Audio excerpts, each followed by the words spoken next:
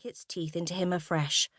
"In 2 weeks' time, and I still haven't got a woman on board to keep Crystal at bay. I thought Liliana was stepping up as a favour." Steve incised in surprise. "No, that fell through. Liliana wanted an engagement ring as an inducement," Dante admitted with an exasperated frown of recollection. "Even though it would be a phony engagement, I wasn't taking the risk of travelling down that road, even with her." "An engagement ring?" Steve queried in surprise. "Why on earth would she need a ring to pretend that she was your girlfriend again for Crystal's benefit?" Dante shrugged a lean shoulder. "She said it was a matter of pride, that she would lose face in front of Crystal if she didn't have a ring. Because why else would she have reconciled with me when we broke up years ago?" "Your love life," Steve groaned, raking a rueful hand through his floppy blonde hair. "If you didn't dump so many women and leave them bitter and angry, you wouldn't be in this situation." Dante compressed his eloquent mouth in silent disagreement. He had no intention of ever marrying and producing children, and he had never lied to a woman on that score. He was upfront about his sex life, and there was no room for love in it. Any woman who thought otherwise soon learned her mistake. He didn't get attached to women. Never had, never would, and Liliana was the only exception to that rule.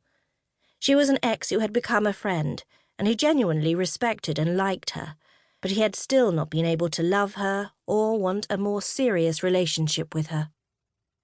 Even trusting Liliana had initially been a challenge, because Dante had never had quite the same view of women since he had caught his deceitful mother in bed with one of his father's closest friends. His snobbish mother, who stood in social judgment over others for their smallest mistakes, and was quick to turn her back on them. He had soon realized that his parent regularly slept around. His indifference to Liliana had, however, told Dante all he needed to know about his own essentially cold heart. Without a doubt, he had inherited that ice gene from his unloving parents, he acknowledged grimly.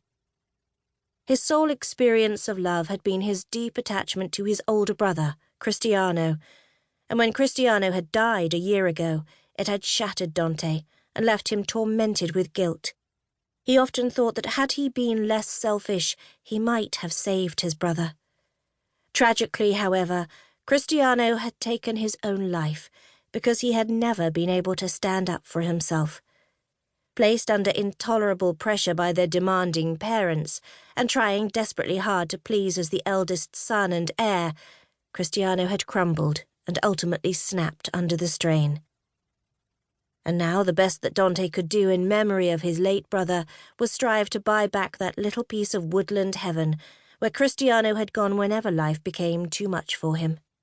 Sadly, in the wake of their firstborn's death, their parents had immediately sold that piece of land for the highest price possible to Eddie Schreiner, a resort developer currently married to Dante's most embittered former lover. Even since marrying Eddie, Crystal had made several unashamed attempts to get Dante back into her bed. The woman was incorrigible, and the last thing Dante needed was Crystal coming on to him while he was trying to make a business deal with her husband. "You should hire an escort to play your girlfriend. That sort of a woman. Someone you pay," Steve disconcerted him by suggesting. His voice dropped to a discreet level across the table lest he be overheard. "Sounds dodgy and dangerous," Dante countered with a grimace, his attention stolen by the petite young woman standing by the bar with a tray. Her hair was as multicolored as a Halloween bonfire, a vivid, curling mass of untidy copper, red and glinting gold, anchored by a clasp to the back of her head. She had the porcelain, pale skin of a true redhead, and the legs and breasts of a goddess, Dante decided. Following the slim, shapely length of those fantastic legs, down into the scuffed cowboy boots she wore teamed with a floaty, short floral skirt and a fitted top, above which the swell of her lush breasts foamed like a desert mirage. Quirky fashion sense, though, decidedly not his style. "That's Belle.